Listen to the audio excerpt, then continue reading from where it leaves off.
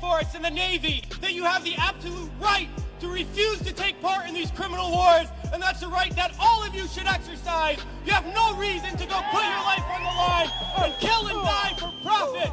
We've been to Iraq, we've been to Afghanistan, and we know what these wars are really about.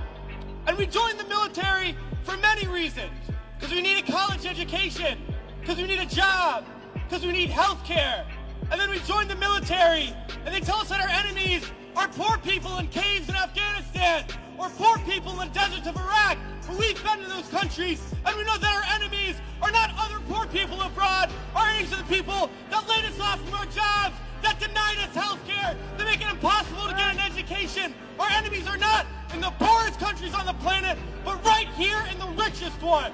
The occupations of Iraq and Afghanistan alone are costing over $700 million every single day. This is a crime.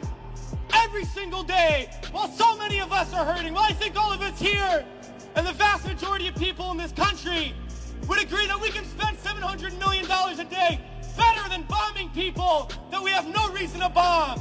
We can spend $700 million a day rebuilding those countries we've destroyed. We can spend $700 million a day caring for the veterans we get home when they get home, and then we can spend $700 million a day giving every single person health care, a college education, a job, and a livelihood, and a home. That's what we need to be spending our money on. But this government is not going to do that.